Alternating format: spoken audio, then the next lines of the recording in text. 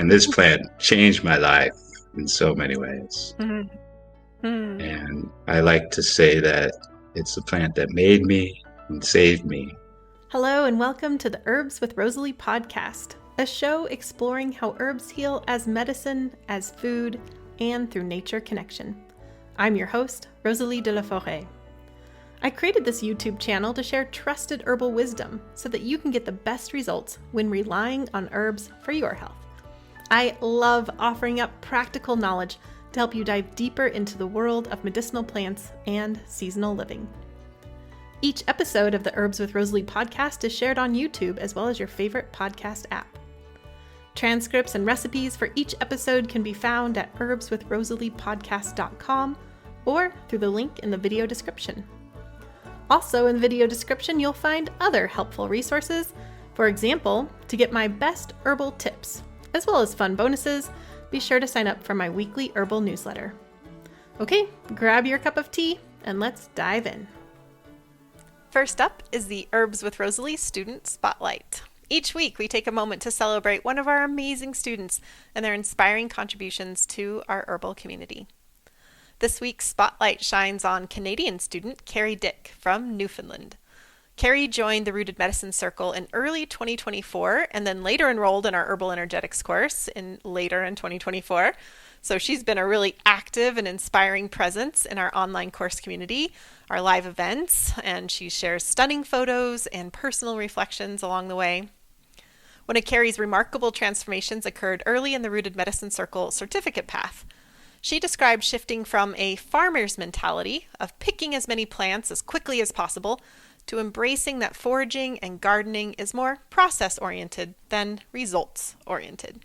As she shared, slowing down and gathering just what we can use in a short period of time is the nourishment.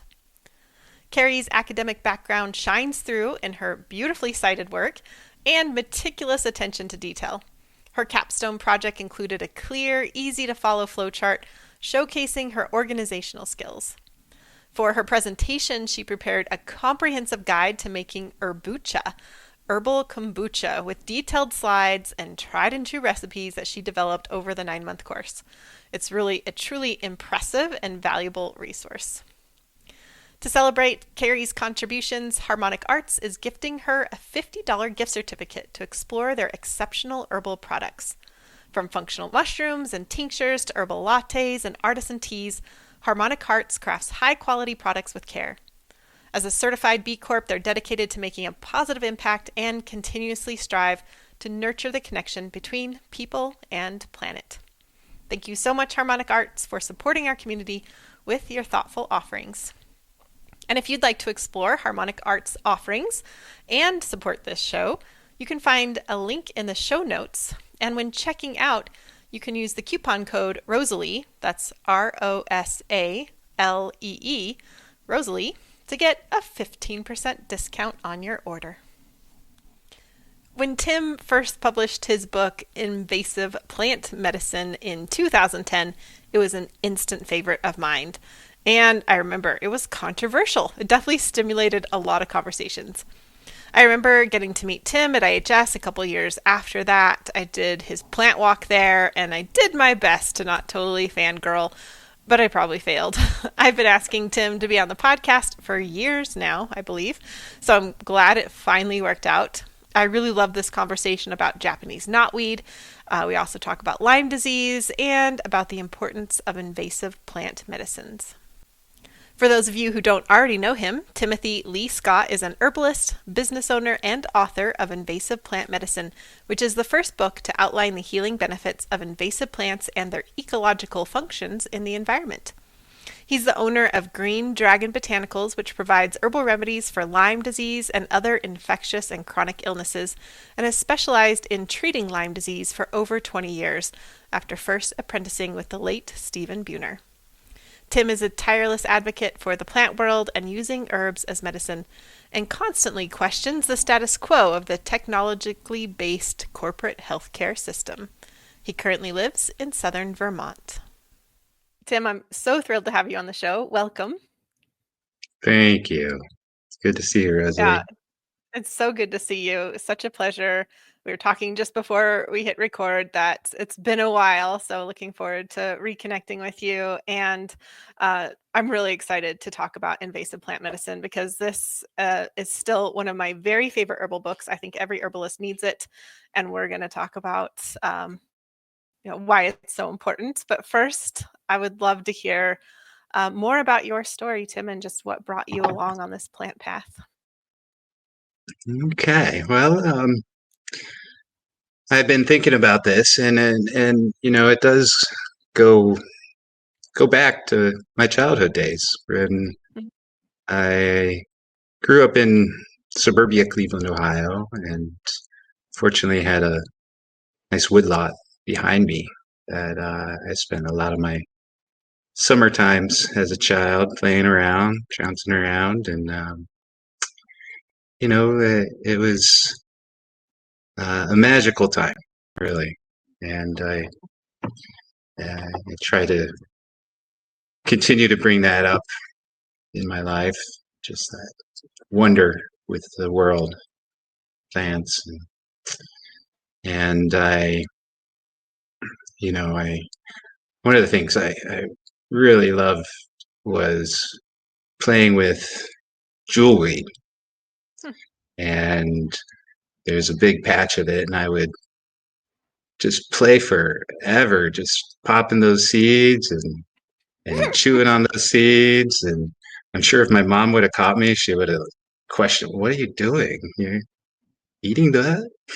I And love that you're sharing that because I would not have known what you're talking about even 3 months ago.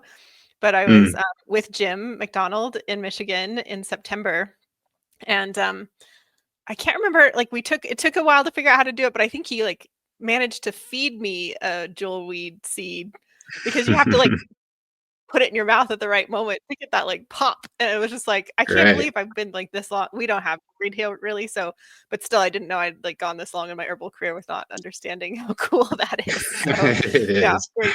It Glad you is. brought it up. Yeah. So, there was always this part of me that loved plants and animals and the wildness out there. And, you know, I, I grew up and ended up going off to college. It's mid 90s. And, I was studying psychology in college. And um, it got to a certain point in the studies where statistics came in and lab testing with rats came in. And I'm like, oh, this is nothing I want to deal with. And switched over to just general health sciences at that point, just, biochemistry, biology, um, some nutrition and diet, all that. And, I was um, disenfranchised with both of those words because how can you talk about the body without the mind? And how can you talk about the mind without the body?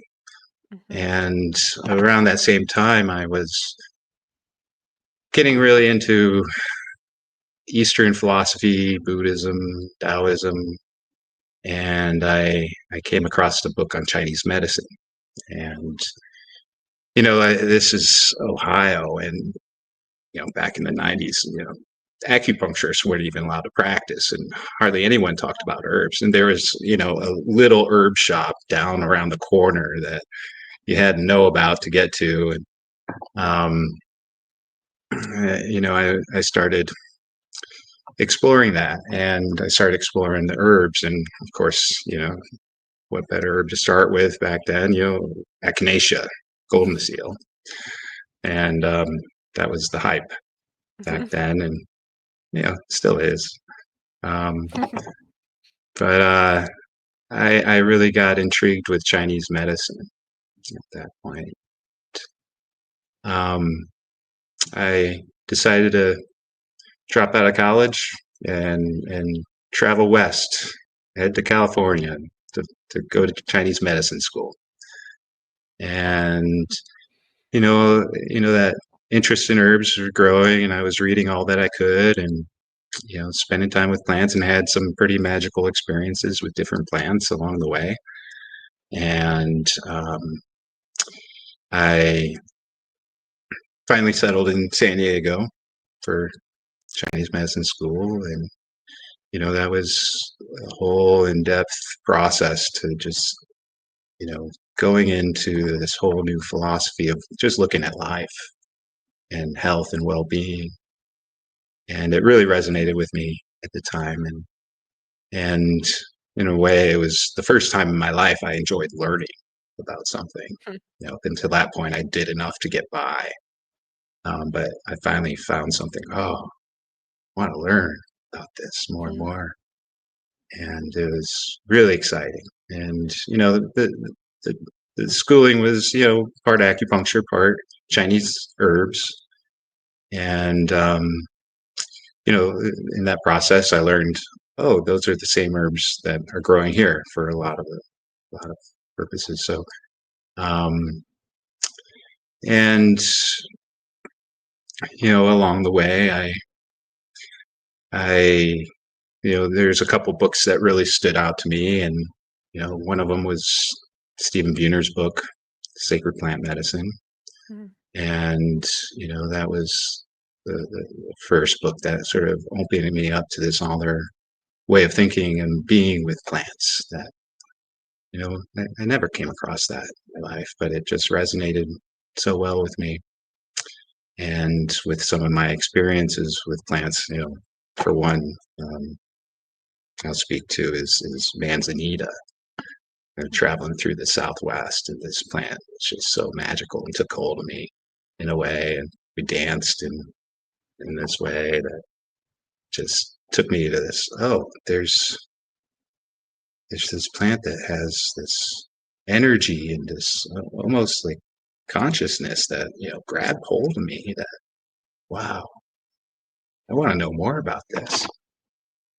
And so that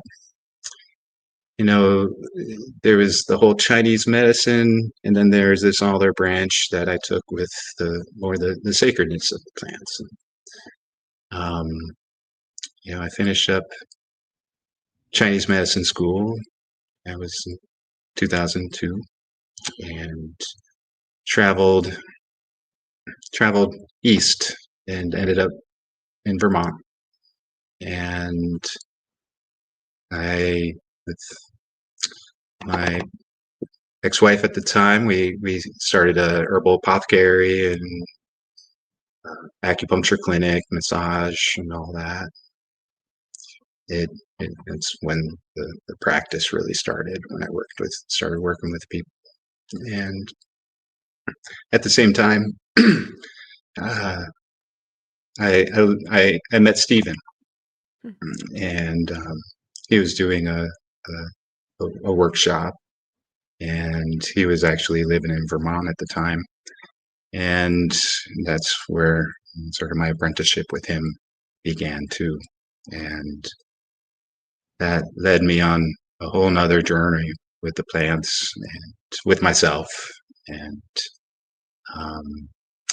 that sort of led me to this amazing plant, too, Japanese knotweed. Oh, that's a nice segue right there. Yeah, and this plant changed my life in so many ways. And I like to say that it's the plant that made me and saved me. And back in 2004, when Stephen was writing the Healing Lyme book, I was in my practice and working with some people with Lyme disease, and he suggested, "Hey, there's this plant I'm writing about. Hey, you should try it." And I dove right into that. I started harvesting it, and at that point in the plant supplement world, that you couldn't find Japanese knotweed as a supplement. Maybe there's a couple people making some tinctures out there. At the beginning, Stephen was stressing capsules or whole herb or tea more so than tinctures. And there were resveratrol products out there, which we'll get into more what resveratrol is, but that's one of the main components of knotweed and was at that point the only source of any kind of knotweed you could get, because they'd extract the resveratrol from the knotweed. And so I began harvesting it and, grinding it up, putting it in the capsules, those 100 capsule little units at a time. Mm-hmm. And then started getting it to um, my patients, and it worked wonders. It's something that made all the difference for a lot of folks, and it really captivated me. And that's sort of when, not only this herb, but Lyme disease took over my life too at that point, Mm-hmm. and became my main focus in my practice. So, um, yeah, and it's just expanded. Everything has grown from there, as far as my life and my practice and my business. And yeah, so I'm so glad you chose Japanese knotweed to share with us today. And I love the image of you going out there and harvesting it and then drying it and grinding it and encapsulating. Like those are no small feats, but it's just like there's something yeah, very real about that. Like that's very like real grassroots herbalism. And right. in the book, you talk about, I can't remember like the exact quote now, but you said something like harvesting Japanese knotweed requires like something something and might make you mad because it's like because of just how hard Man, it is. This is not like a simple like I'm gonna pluck a flower, kind of no, joyful harvest. no. It's definitely a warrior plant Hmm. and takes hold of wherever it grows. And to get in there, it requires a lot of blood, sweat, and tears to really get to it and to get those roots out. And they're all intertwined. And not just a shovel, sometimes a hatchet just to break it loose. And so it definitely can make you mad. And that's part of the medicine too. I felt Hmm. that, and that's what it was working on with me anyway, Hmm. and helping release some of these underlying angers that I was holding on to. And Hmm. um, and that's a lot of what the plants taught me personally, and how I've worked with it personally to get into those crevices in myself that are stuck and hardened, and you know this unresolved anger in a lot of cases that Hmm. I held on to. Um, and yeah, and it's stubborn. It's a stubborn plant, and it's going to hold on, and it's going to, you know, it takes not only digging and getting them out, but then you got to chop it into little pieces before it dries, because it gets so hard you can't even grind it after it's, in big chunks of root.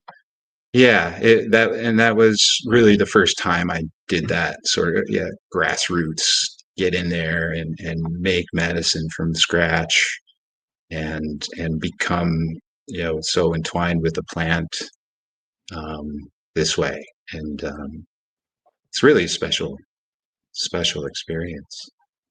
And Yeah, to hear you yeah, say that, like that it's part of the medicine was your harvesting of it. Because I'm just gonna be really honest, mm, when I hear what goes into harvesting, I think that's something I'd like to buy.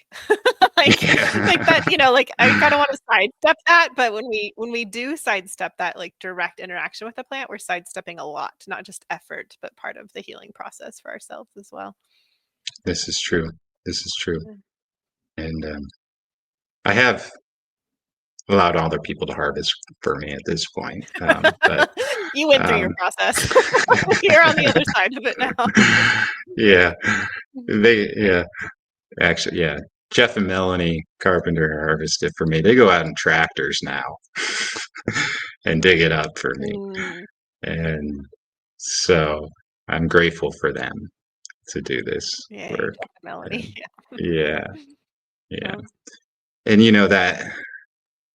that piece, that warrior piece, that uh, this plant isn't afraid of a shovel. It's not afraid of poison. It's not afraid of tractors, any little piece that's left behind it's going to grow a whole another patch again if it's allowed, and that's testament to the power of the plant, and translates, I feel, into the power of the medicine that this plant provides.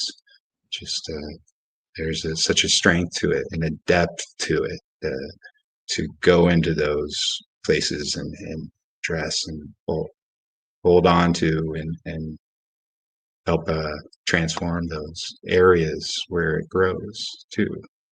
And that piece of it also gave me that strength and courage in a way to begin to write this book as well.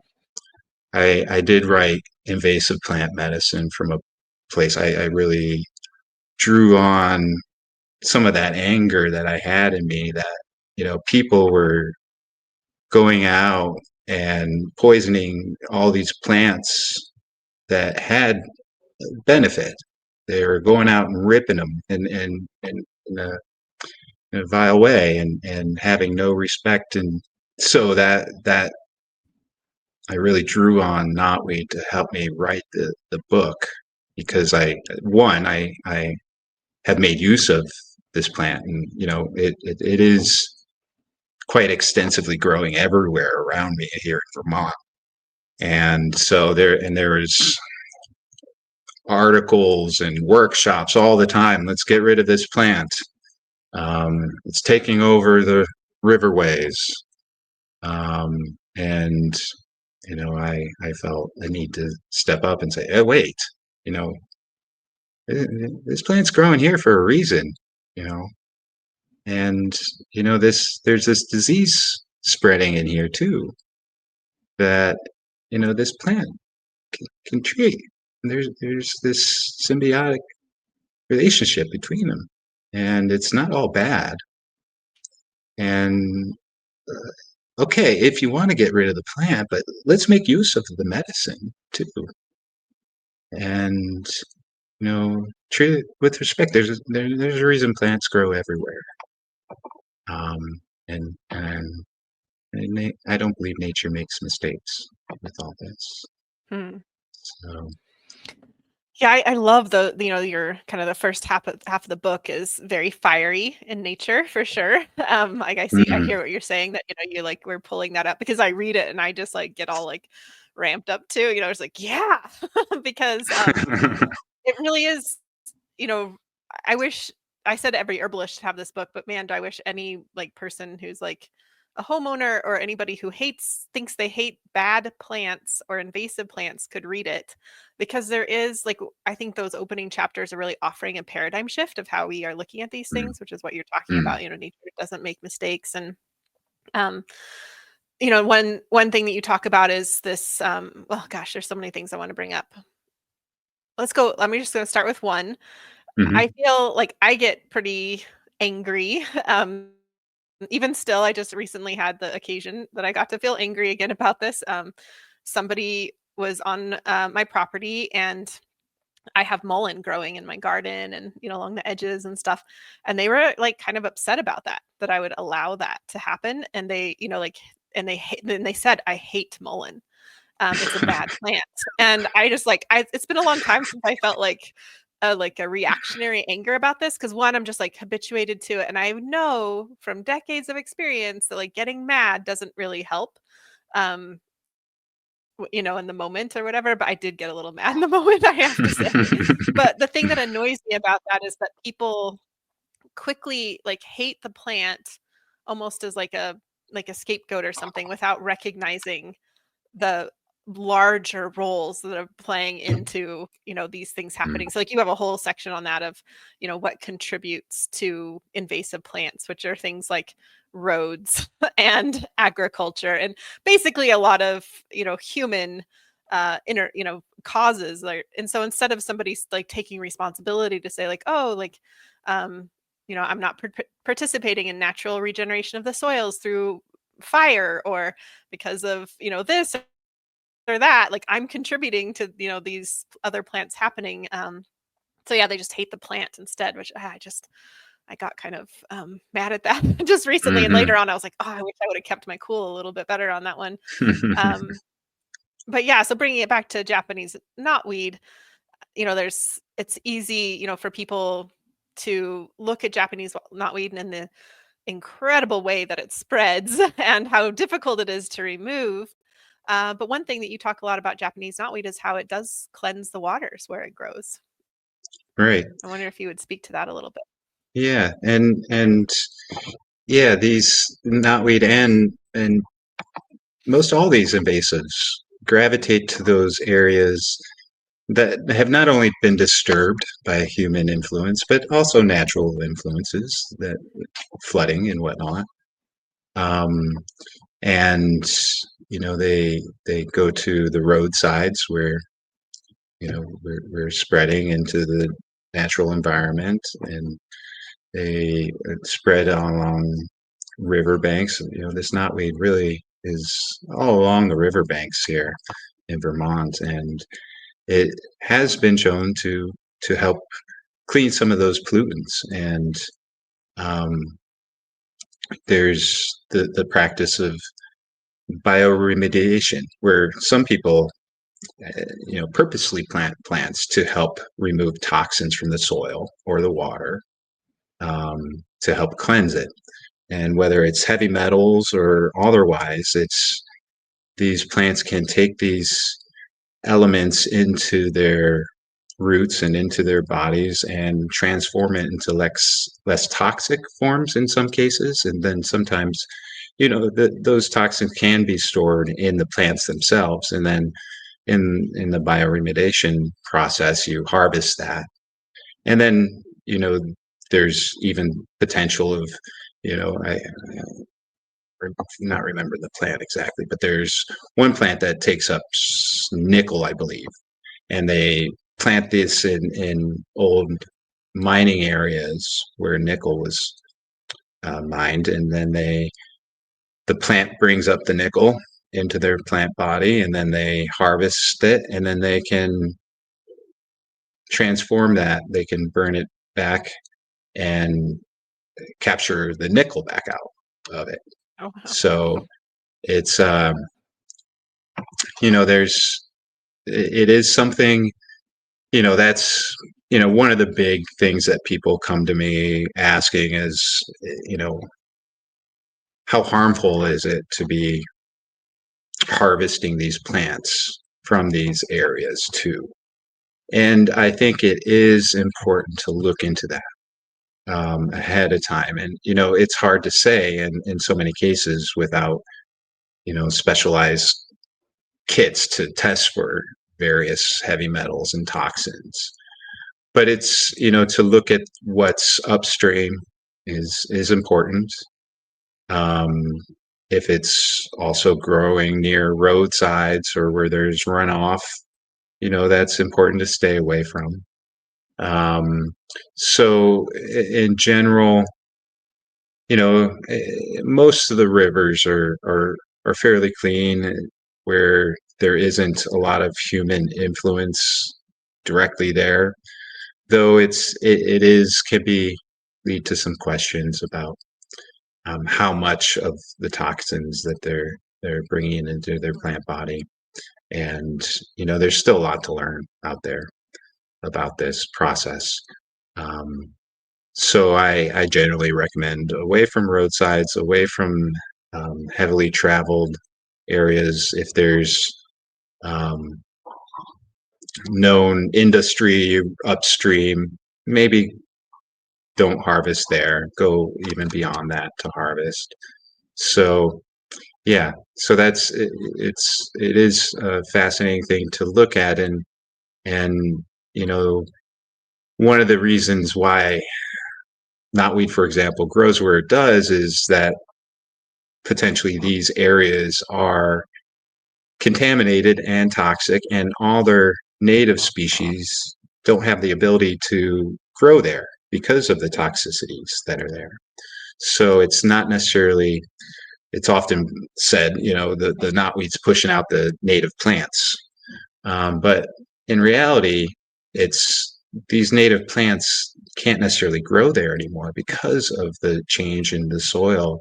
And, whether it's with toxins or pH change or whatnot, those native plants aren't as adaptable to these kinds of harsher environments as plants as like knotweed, which is very adaptable to all sorts of kinds of um, environments and soil conditions. So, and it's obvious we humans have changed the composition of the soils and the waters dramatically. So it makes it these more sensitive plants that have historically grown there. It's made it very difficult for them to grow there now because of the change in the composition of the soils and water. Hmm. So Yeah, that makes me. I'm thinking mullein again. I don't have a yeah, lot of Japanese knotweed near me where I live now, but the mullein, something I've noticed with it over the past couple of decades is that I'll watch a land get disturbed and mullein will move in and just, cover the area. And then, because I've just had the blessing of being here for so long, I've watched that shift too. It's not that it stays a mullein right, patch. It's like, right, and I want to say that I've learned that from your book way back when, of just like these plants are coming in like a band-aid and helping to right, revitalize, restore the soils, and they aren't forever.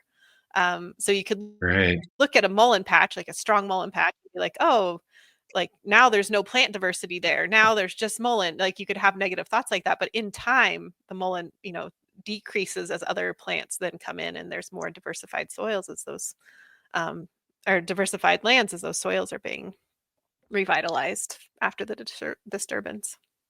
right, right. And that this the time scale of plants are working on a very different time scale than what we humans tend to look at.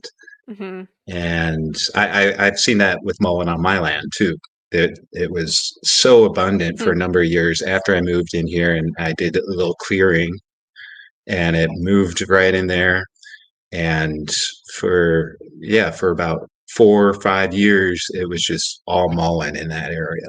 And since last year, I was I saw one or two plants left, and I'm like, oh, I miss you, mullein. I want Mm-hmm. more of you. Maybe I should disturb some land so you can come back. Um, The things so herbalists say.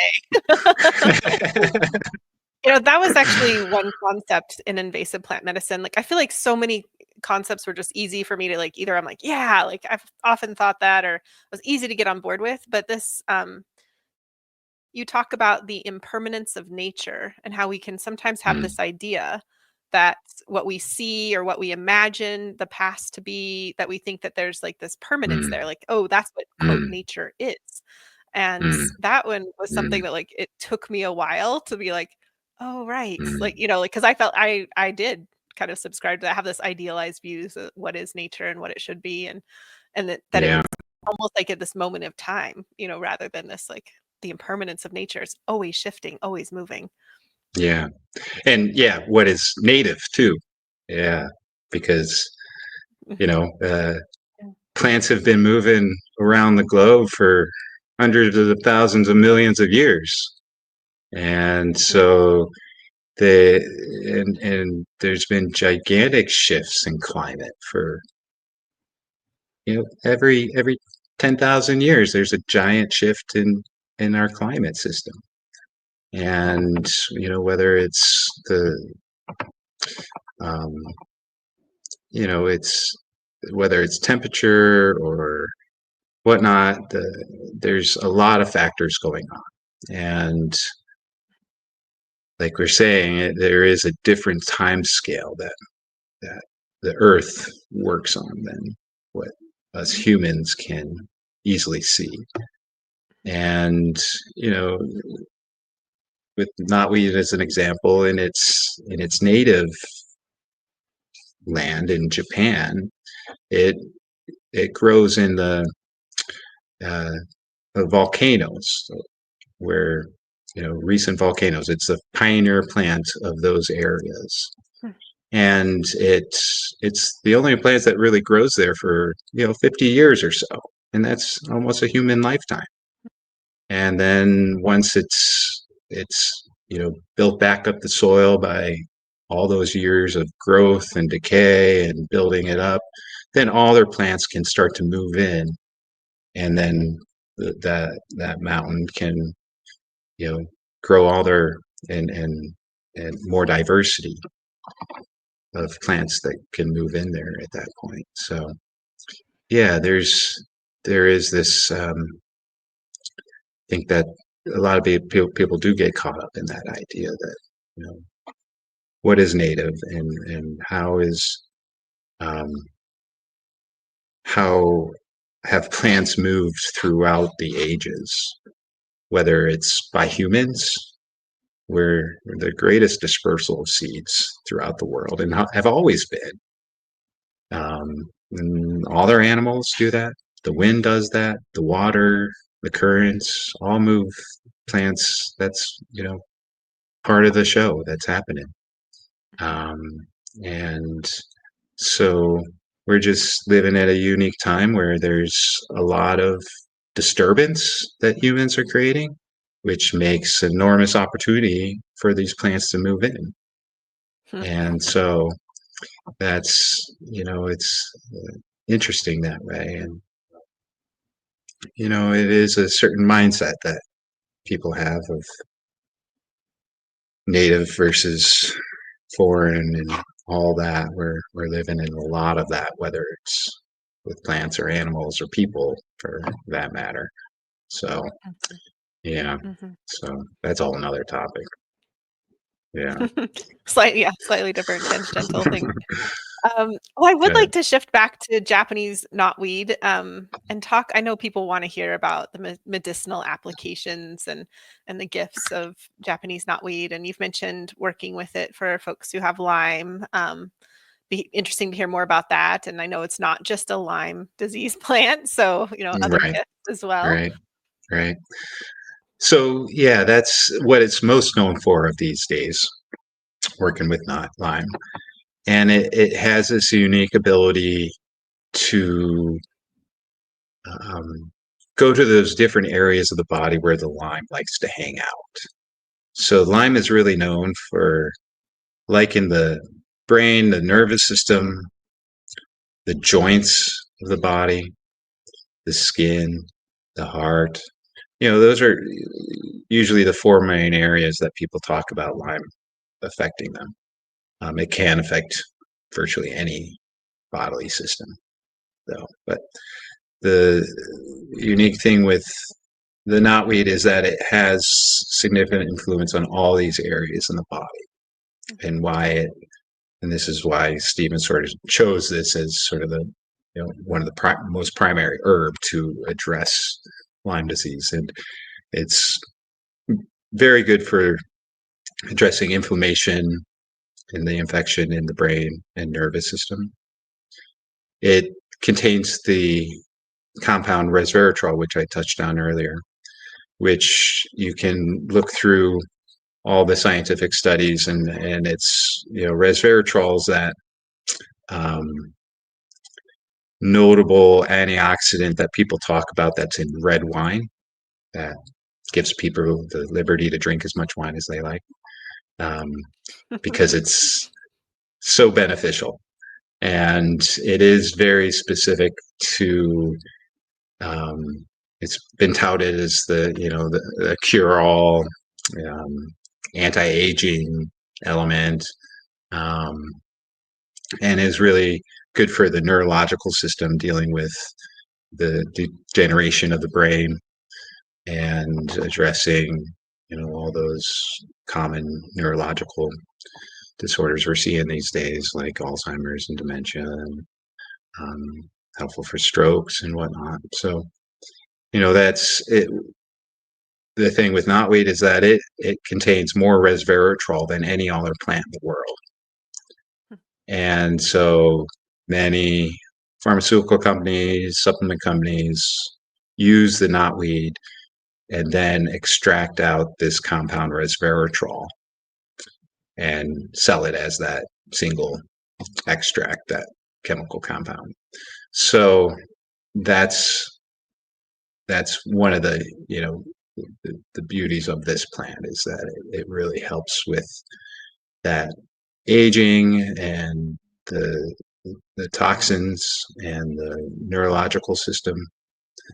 Um, it's also, Chinese medicine. In Chinese medicine, it's called huzong, and it is an herb that is said to invigorate the qi in the blood for pain issues. So that ties in with our the joint issues, arthritic issues with Lyme disease too. It's helpful for removing toxins from the body and um, dispelling inflammation. Um, and Chinese medicine also talks about it good for the lungs and for cough and phlegm.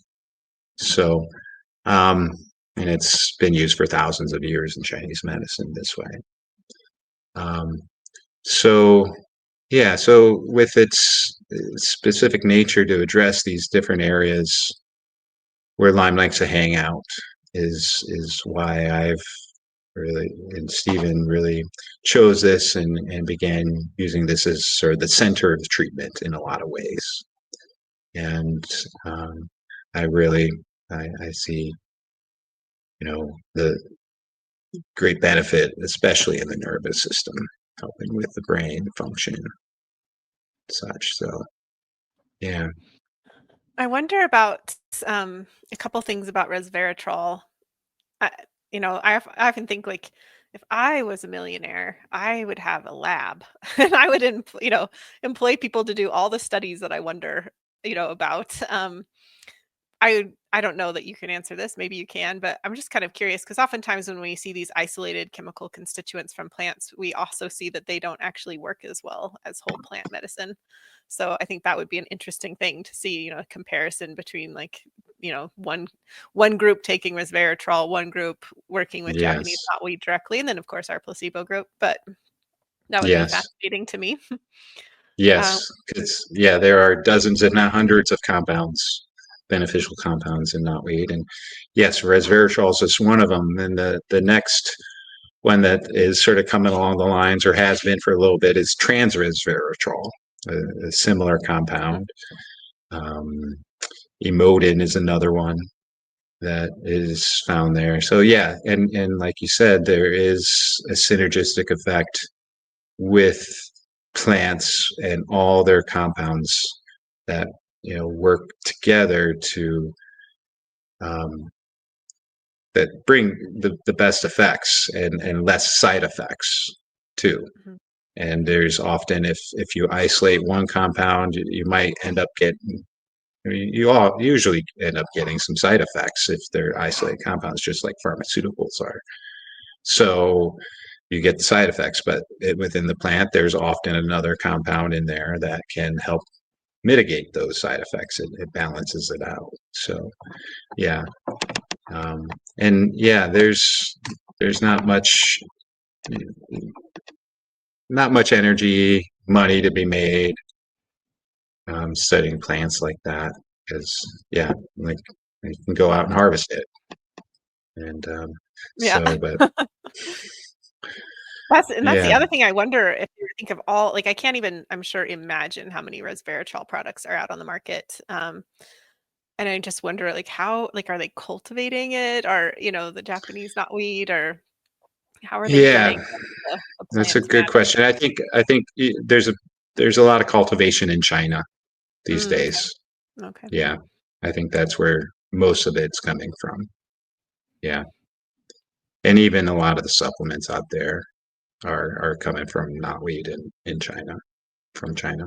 Hmm, okay. So yeah, And these days, you mentioned that, uh, you've worked with it with your clients, powdered and capsules, and you mentioned tea and tincture too, just briefly. Do you have a yeah. preferred way of working with, Japanese You knotweed know, today? I I I make use of capsules and tinctures, and I I've always preferred the capsules myself, but plenty of people benefit from the tincture as well. So I don't get too strict about that, and I usually say, it's personal preference whether you want to take it as a capsule or tincture. Some of my feelings about the difference between capsules and tinctures is, I feel like, the capsules potentially might stay in one system a little longer. It takes maybe a little longer to digest and assimilate, but I feel like they might stay in the system a little longer, whereas a tincture gets in the system really quickly, but I feel like it's might be processed a little quicker too. So and with Lyme disease, I think that's really important because, the idea is to really build up these herbal compounds in one system and keep that pressure upon these bacteria constantly so that there really isn't any wiggle room for them to migrate or change form or replicate. So having that constant pressure upon them with these herbs in the system is important. And, as most anything we put in our body, herb or food, otherwise, it's, usually processed through our body, within 6 hours or so. It's usually already been processed out. So having that constant, especially with Lyme disease, that constant, you know, uh, saturation of these herbal compounds is important. So that's why taking the herbs 3, if not 4 times a day is usually my recommendation. That's cool to hear. Yeah. Yeah, so I often have, like, a bias against tinctures, not all the time, but, in many situations because I also have a background in Chinese medicine where dosages are very different, than they are in Mm, Western herbalism, like, whatever Western herbalism is, but, so I often, like, feel like you would have to take a lot of alcohol to get, mm, the dosage amount, that Chinese medicine or right. Ayurveda does. I'm kinda just curious since you have your you're on both sides there, what you think about that. Yeah. Yeah. It's a good question. And, what I've seen over time, everyone's different. Everyone I worked with is different. And, some people respond really strongly and quickly to things. Other people, it does take getting up to really high doses to really feel the effects. So, and you've talked to people, I'm sure that, you just do 1 drop at a time for tincture, and, that's enough. But, I don't really adhere to low dose botanical medicine like that. But some people do have, huge responses just to low dose. So I think I've I've adjusted my thinking to, it's, sort of it's an experiment with a lot of folks, see how you do. And, it's not based on weight. It could be 250-pound man who can barely take the base dose, and then it's a 90-pound woman that, needs the maximum dose before she even feels it. So, it does vary greatly. And, maybe it is based a little bit on someone's experience using herbs or the amount of, because, I need high doses of most herbs that I take at this point.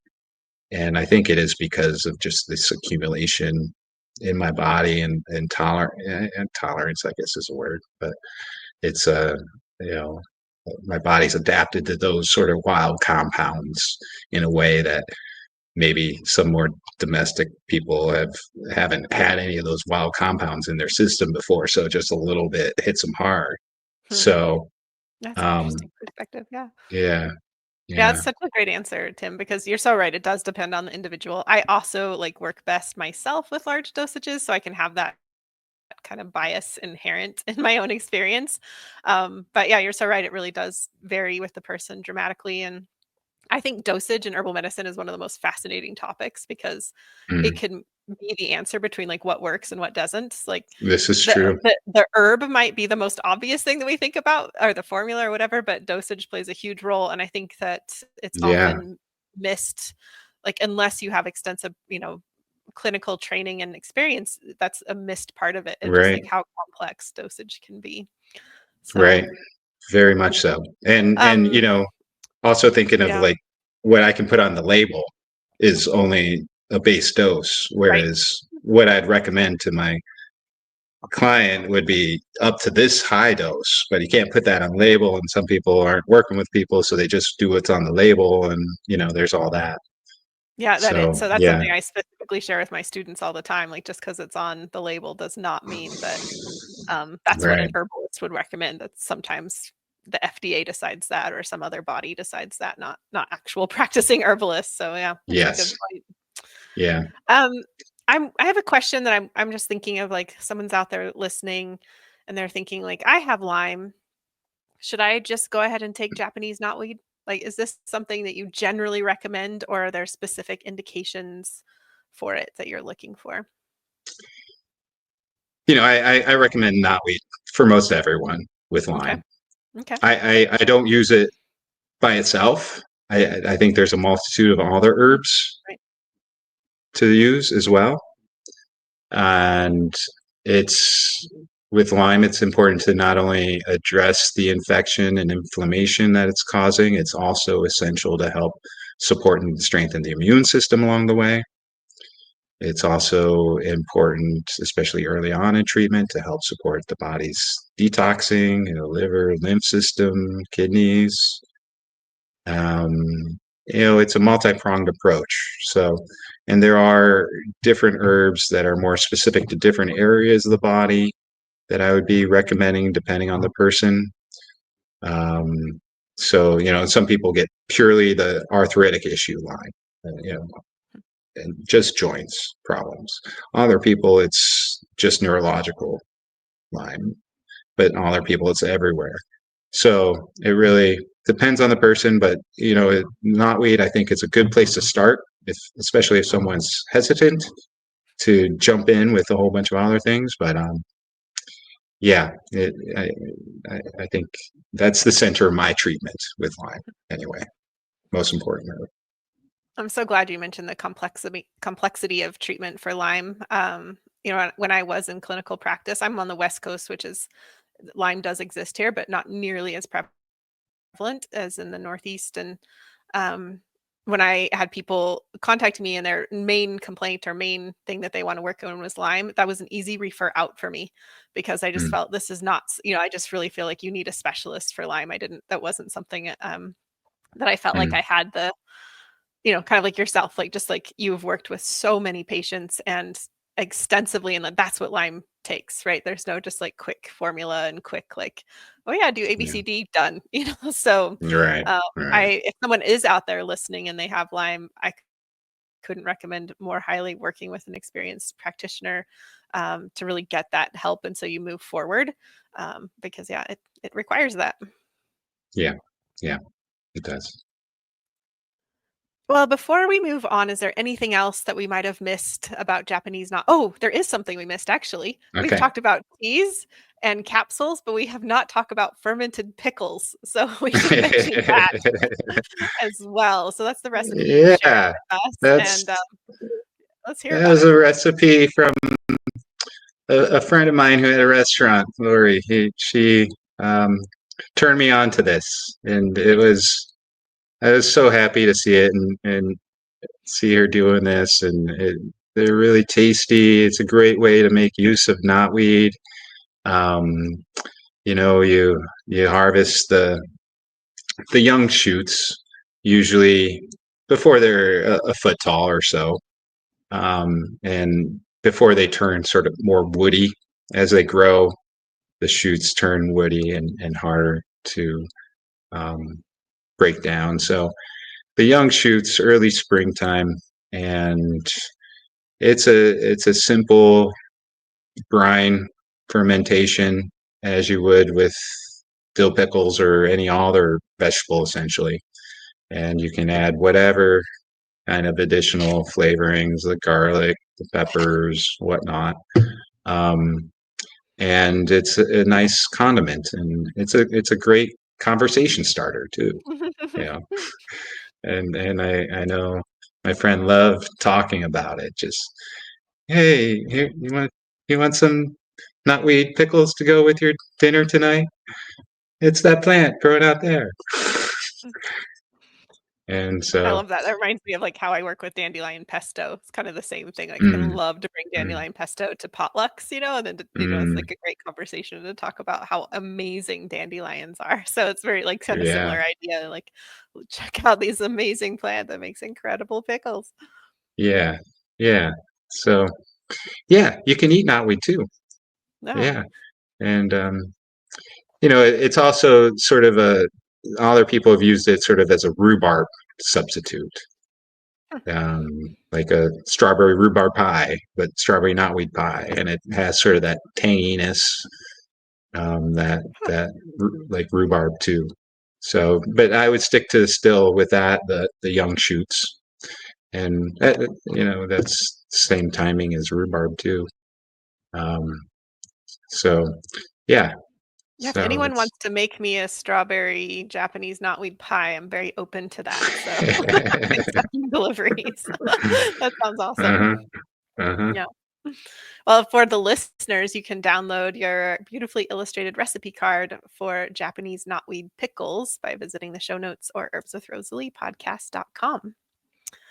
All right, now I'll ask one last time. Is there anything we've missed about Japanese knotweed before we move on? Um, I'm sure there is, but yeah, yeah. I think that's a good place to turn to something else. Okay, cool. Yeah. Well, I want to turn back to where we've been, which is invasive plant medicine. And yeah, there's just so much in this book that's so good. And kind of one of the premise of the book is that we can really, as herbalists, turn to so-called invasive plants as our medicine, and help turn the conversation around. Like you'd said, like nature doesn't make mistakes. These plants are growing around us, and there's a need for them. And one thing that really jumps out at me with this book too is thinking about who has created the narrative Mm, around killing these plants. And you point out, it's the mm, machine of war. It's the same businesses that are creating poisons that kill people that are creating poisons that kill plants. And I think that's a really interesting thing if we're looking about just the narrative of what's happening. So I'm wondering if you could just speak yeah. to that a little bit. Yeah. So it was, interesting to sort of look into that when writing the book and to really dive into where all this narrative is coming from. And, it is a fairly recent concept, this idea of invasives. It's not something our grandparents really had any idea about. They didn't call anything invasive. It was just a plant. And so, I started looking at, the for one, the different groups out there that were, starting to promote this idea of invasive. Um, and there were some groups out in California, I think, that really, maybe started the ball rolling, that had deep ties to these chemical companies, Monsanto, BASF, and these other, they had all these. They also at around the same time, or maybe even a little before, they started promoting all these pesticides and herbicides back after the world wars. They had all this leftover chemicals to make use of. And so that's when, chemical industrial farming came into play too, Hmm. was after the world wars. And it was because they just had all this Agent Orange and whatnot to to get rid of. And so they began promoting it this way. They didn't have any people to spray it on.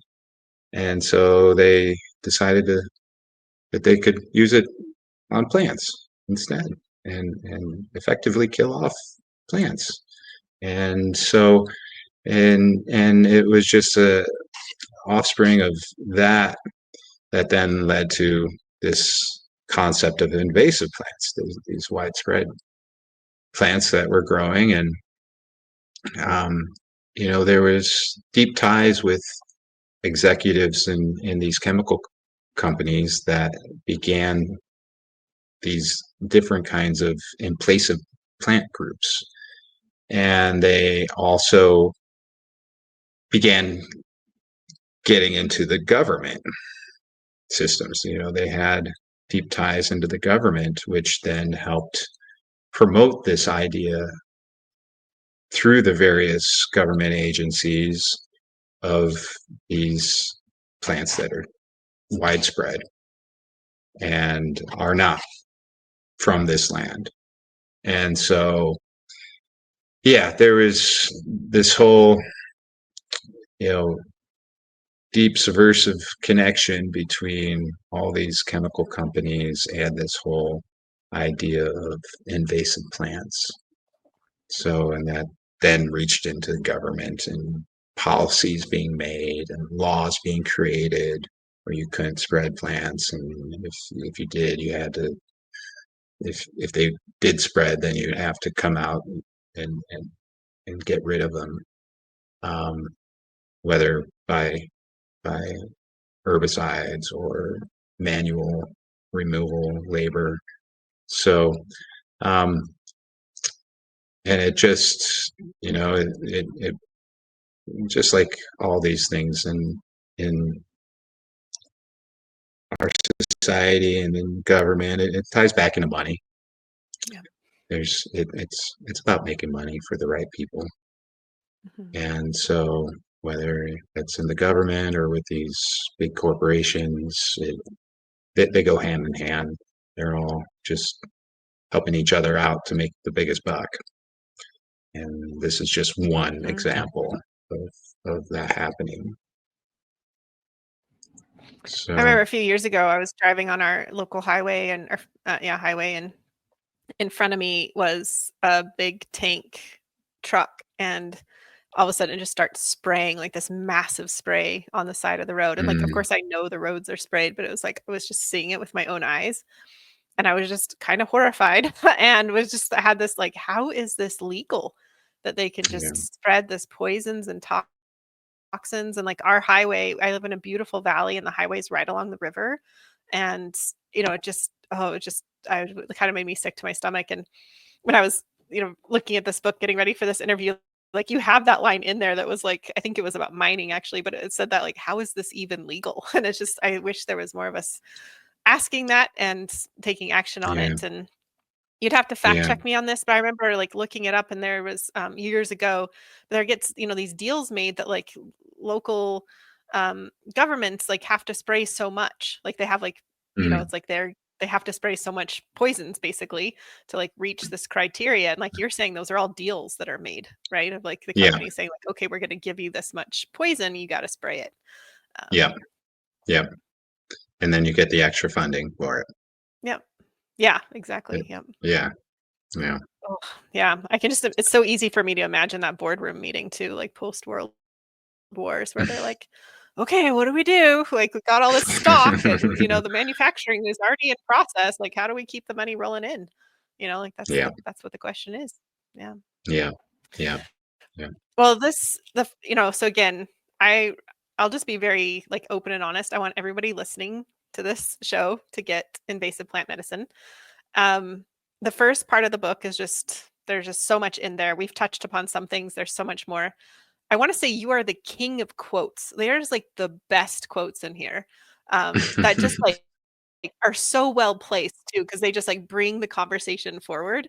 Mm, So yeah, great quotes, and thank yeah, it you. just touches on so many different topics. And then the second half of the book is about the invasive plants themselves, which there's things like English ivy, garlic mustard, honeysuckle, knapweed, which is one I struggle to love, um, a favorite, plantain, purple loosestrife, Scotch broom, tamarisk. So many of them are in here. So yeah, there's such a wealth of knowledge in there, and I love books that are it's like this paradigm shift amidst the knowledge as well. So it's like you can read a book like this and see the world differently when you set it down, which is no small feat and something that I appreciate immensely. So Yeah, Thank it's a you. book everybody needs to have. Thank you. Um, I think we're ready for, yeah, thank you for writing the book.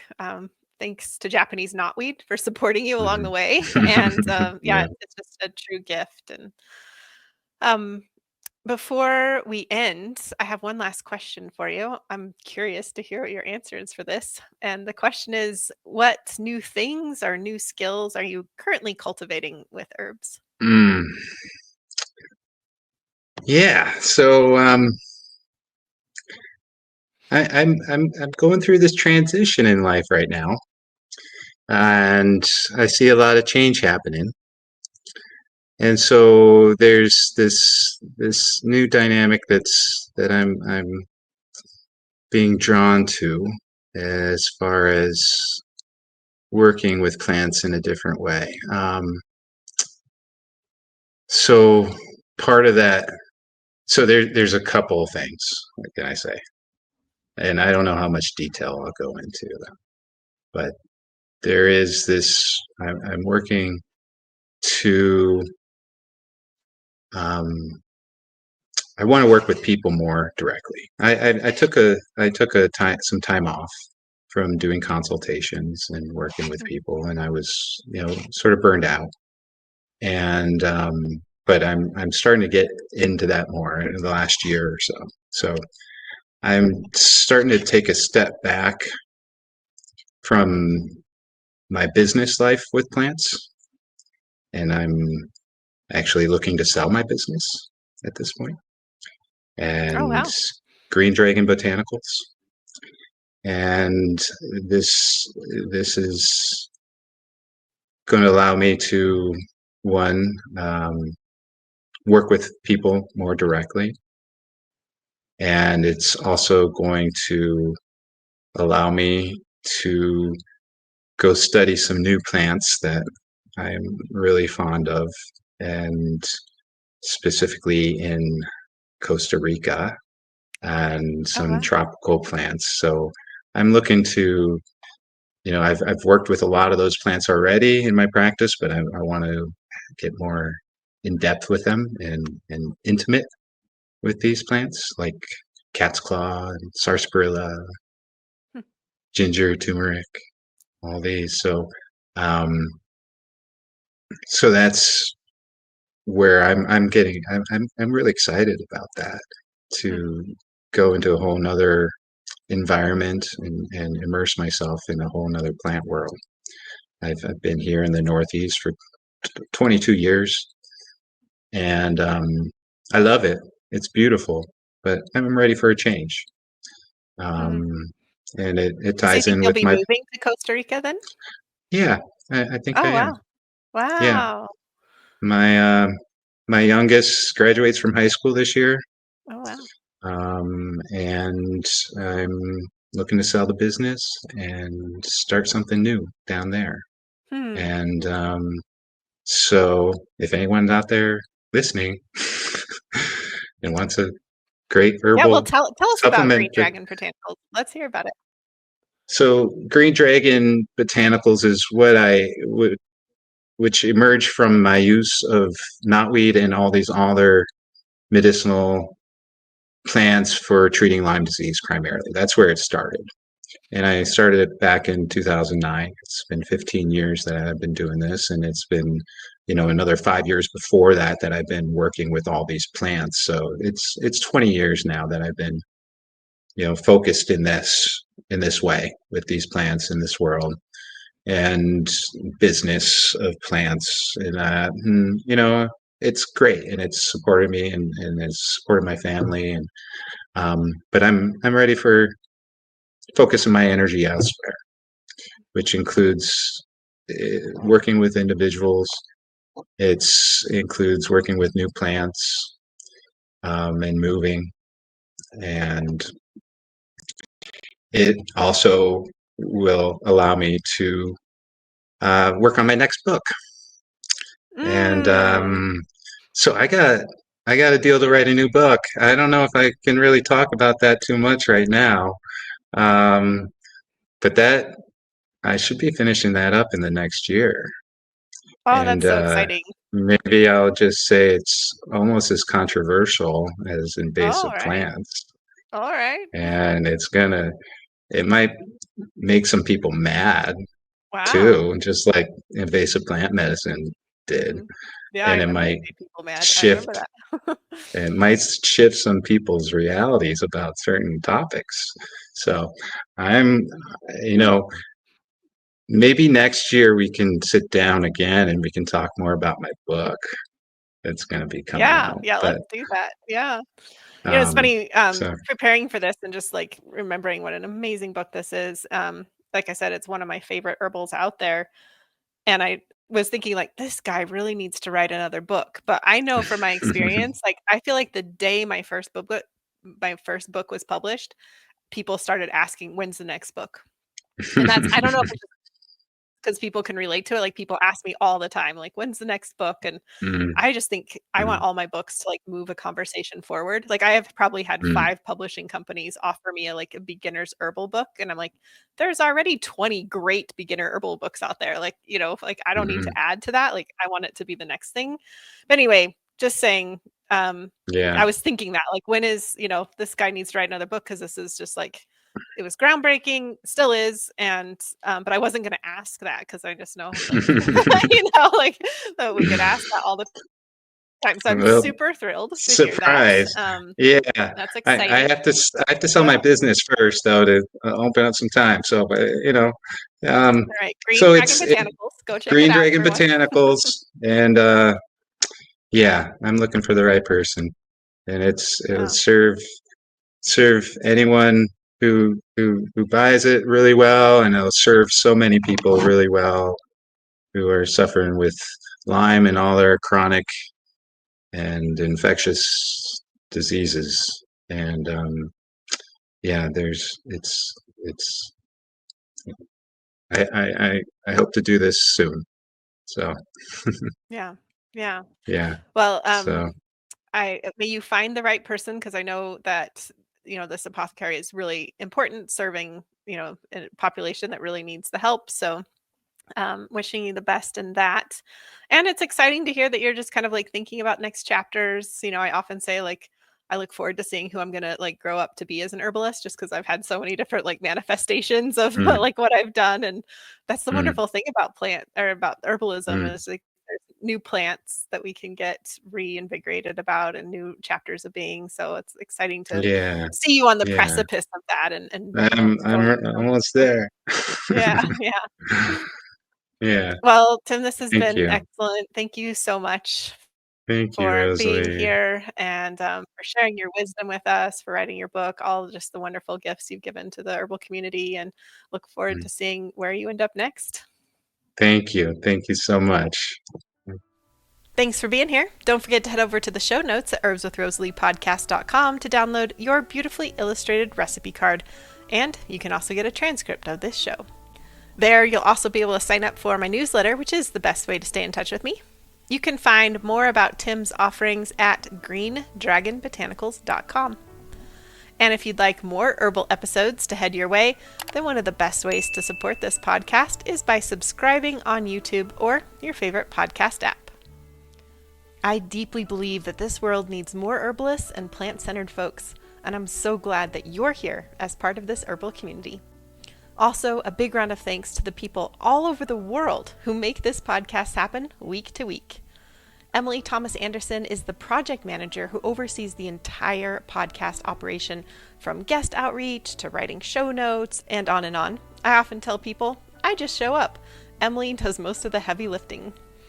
Nicole Paul is the operator for the entire Herbs with Rosalie school and community.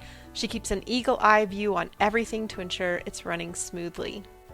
Francesca is our fabulous video and audio editor. She not only makes listening more pleasant, she also adds beauty to the YouTube videos with plant images and video overlays. Tatiana Rusakova is the botanical illustrator who creates gorgeous plant and recipe illustrations for us. I love them, and I know you love them. Once the illustration is ready, Jenny creates the recipe cards as well as the thumbnail images for YouTube. Alex is our behind-the-scenes tech support and social media manager, and Karen and Emily are our student services coordinators and community support. If you've written in with a question, undoubtedly you got help from them. For those of you who like to read along, Jennifer is who creates the transcripts each week. Xavier, my handsome French husband, is the cameraman and website IT guy. It takes an herbal village to make it all happen, including you. Thank you so much for your support through your comments, reviews, and ratings. One of my favorite things about this podcast is hearing from you. I read every comment that comes in, and I'm excited to hear your herbal thoughts on Japanese knotweed and invasive plants. Okay, you've lasted to the very end of the show, which means you get a gold star and this herbal tidbit. Well, I absolutely loved this conversation with Tim, and it made me think of like 10 different herbal tidbits to share with you, but sharing 10 is not really a tidbit, so I had to choose. One of the things that Tim shares in his book is about the importance of controlled fires, and he shares how moving away from this indigenous practice to a more fire suppressive culture has negatively impacted landscapes. This is a topic near and dear to me, as well as to my handsome French husband, Xavier. In fact, just a couple months ago, we set our forest on fire. But I should probably back up and explain. So years ago, Xavier read the book Tending the Wild, Native American Knowledge and the Management of California's Natural Resources by M. Cat Anderson. And he was really inspired by the wise ways that fires have been used to regenerate the land. But when he read that book, he never thought he'd see a time when this would become an accepted practice again in the West, right? It's still being practiced all over the world, but here on the western coast of the United States was not in strong practice. So it is becoming more and more of a reality, and when Xavier first told me about his idea to do a prescribed burn on our property, I was a bit hesitant. Like, don't get me wrong, I'm 100% on board with understanding how important fire is for this landscape. But when we talk about like setting the backyard on fire, I was thinking like, is this safe?